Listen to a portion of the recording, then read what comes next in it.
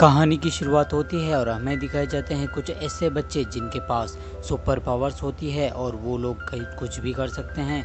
और वहीं हमें दिखाया जाता है कि वहाँ पर एक देश, छोटा सा देश इलेरिया होता है, जहाँ की शाही खानदान की सबसे छोटी बेटी समंथा को दिखाया जाता है, जिस राजकुमारी होने के बाद भी उसके साथ राजकुमारी जैसा बर्ताव नहीं किया जाता था। और हालात तो तब बिगड़ गए जब उसके पिता की मृत्यु हो गई एक ट्रेन हादसे में उनके भाई के साथ। और उसके बाद वहाँ की महारानी उसकी मम्मी कैथरीन को बना दिया गया और इलेरिया को संभालने लगी, जिसके कुछ सालों के बाद उसकी बड़ी बहन को वहाँ की रानी बना दिया जाएगा। लेकिन समंथा को कुछ भी नहीं समझा जाता था और वो एक आम इंसान की तरह शहर में घूमती थी और उसके साथ एक लड़के के साथ रहती थी जिसका नाम माइक था।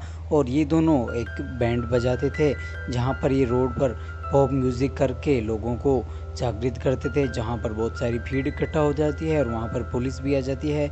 जिसके बाद ये दोनों भागने की कोशिश करते हैं, लेकिन समंथा एक पोल से टकरा जाती है और उसे पुलिस पकड़ कर ले जाती है। जिसके बाद उसे छुड़ाया जाता है तो वो घर आकर अपनी मम्मी को बताती है कि सरकार से लोग नाराज़ हैं, लेकिन उससे कोई फ़र्क नहीं पड़ता। दूसरे दिन जब वो कॉलेज जाती है तो उसके जैसी एक दूसरी बेटी रोक्साना को मिलती है, जो कि एक शांत मिजाज की लड़की होती है और वो अपने इंस्टाग्राम पर लाइव आने में ही व्यस्त रहती है और उसी में वो खुश रहती है।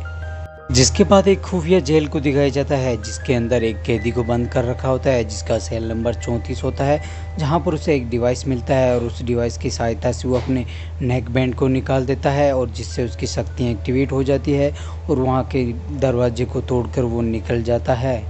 जिसके बाद माइक और समंथा को दिखाया जाता है, जो एक बैंड की तैयारी कर रहे होते हैं और माइक उसे एक क्लब की 2 टिकट्स देता है। जिसके बाद वो समंथा भी हाँ कर देती है और वो दोनों जाने की सोचते हैं। लेकिन जिसके बाद हमें दिखाया जाता है कि समंथा के घर पर एलेनोर की रानी बनने से पहले के दिन की पार्टी होती है, जहाँ पर उसे याद आता है कि उसे तो माइक के साथ क्लब जाना है और वो अपनी मम्मी से झूठ बोलकर वहाँ से निकल जाती है। जिसके बाद वो माइक से मिलती है और उन दोनों के पास आईडी कार्ड नहीं होने के कारण उन्हें क्लब में नहीं दिया जाता। लेकिन वो देखते हैं कि पीछे से क्लब में काम करने वाले लोग दूसरे दरवाजे से जा रहे हैं और दूर से ही वो उस गेट से पासवर्ड पता कर लेती है, क्योंकि उसके पास असीम शक्तियाँ होती है। और वो दोनों क्लब में चले जाते हैं, जहाँ पर समंथा को छोटी से छोटी आवाज़ भी सुनाई दी, यहाँ तक कि दिल की धड़कन से लेकर एक छोटे से कीड़े तक की आवाज़ आ रही थी, जिससे वो घबरा जाती है और फायर अलार्म बजा देती है, जिससे वहाँ पर पार्टी बंद हो जाती है और पुलिस आ जाती है और फिर से इन दोनों को पकड़ लेती है।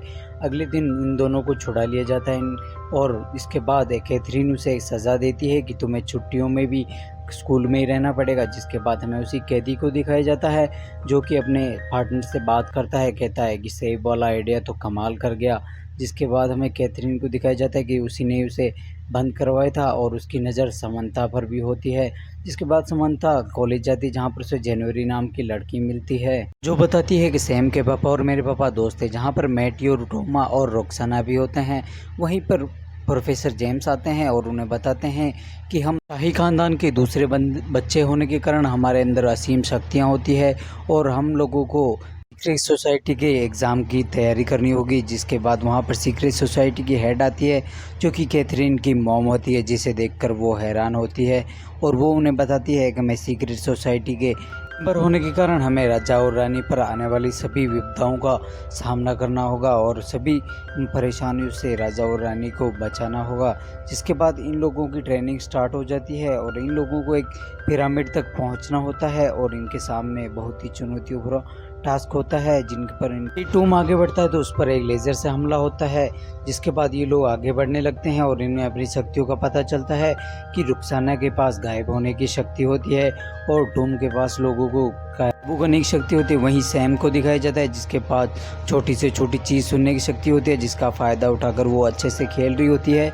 जिसके बाद वो इन सब में सबसे आगे होती है, लेकिन फिर भी ये लोग ये टेस्ट हार जाते हैं और इन जनवरी को पता चलता है कि वो किसी के को हाथ लगा और उसकी शक्तियों को कुछ देर के लिए चुरा सकती है। जिसके बाद मैट्यू दिखाया जाता है, जो कि कीड़ों को अपने कंट्रोल में कर लेता है और दूसरे दिन की एक्सरसाइज शुरू होती है और सैम को एक रूम में ले जाया जाता है, जहाँ पर स्पीकर होते हैं, उसे आवाज़ ध्यान से सुननी होती है और उनको एक चार्ली नाम के कुत्ते के पास ले जाया जाता है, जिसे उसे कंट्रोल करना है। जिसके बाद वो अपनी शक्ति से कीड़ों को कंट्रोल कर रहा होता है। जिसके बाद एक को शक्तियाँ कंट्रोल करने के लिए बर्फ में छोड़ दिया जाता है और जनवरी को दूसरी लड़की के साथ उसकी सांस रोकने की शक्ति के लिए उसे पानी में छोड़ दिया जाता है और वहीं पर उन्हें जहरीला खाना दिया जाता है जो कि सैम सूंघ लेती है और उसे सबको खाने से मना कर देती है।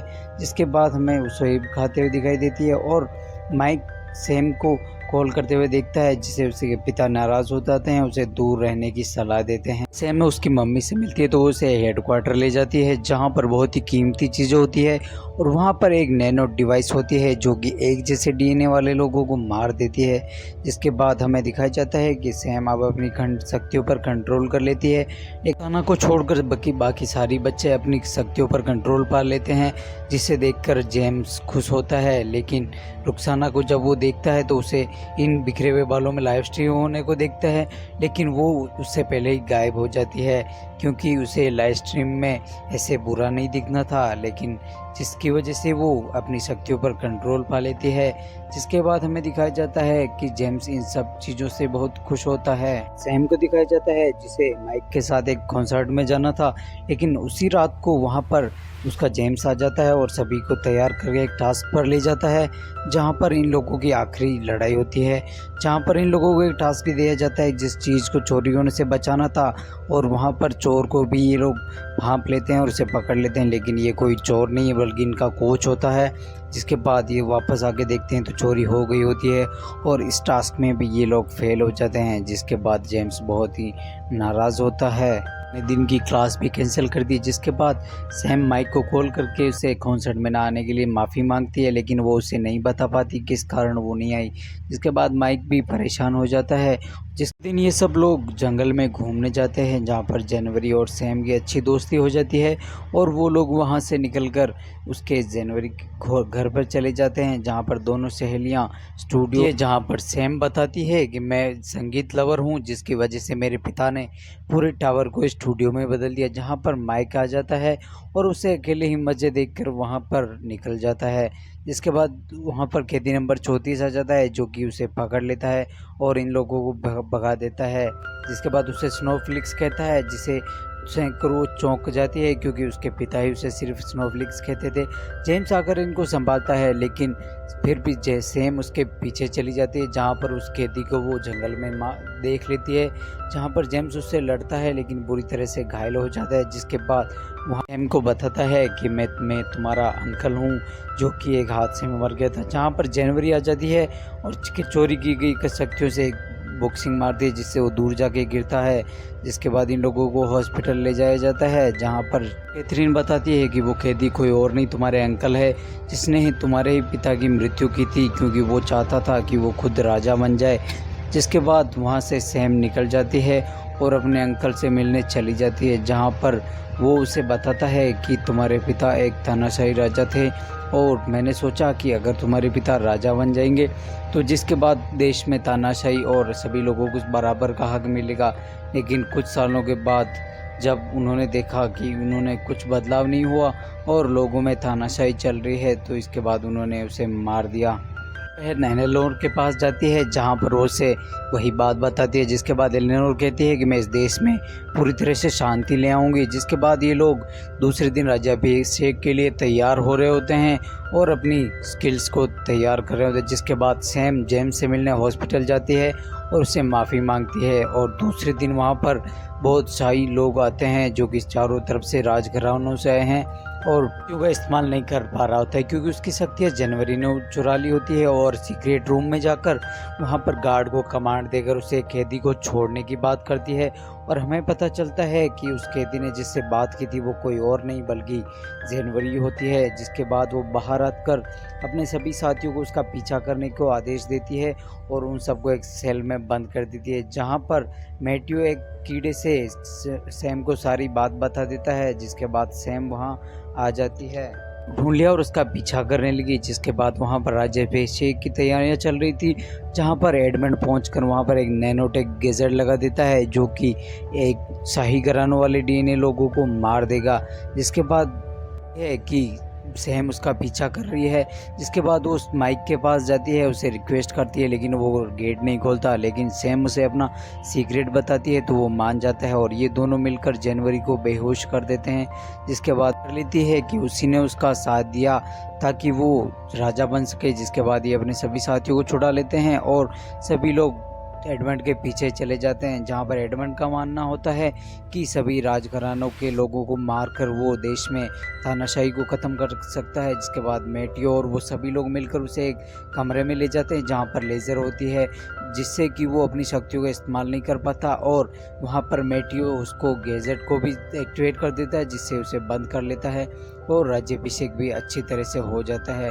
देखा जाता है मैटियो, रुक्साना, सैम और इन सभी लोगों को अब सीक्रेट सोसाइटी का मेंबर बना दिया जाता है, जहाँ नई रानी को भी इसके बारे में बता दिया जाता है, जहाँ पर वो वादा करती है कि लोगों को अपनी खुद की सरकार चुनने का भी मौका मिलेगा और इन लोगों के साथ कोई भी जाति नहीं होगी। जिसके बाद इन लोगों को एक नया मिशन दिया जाता है।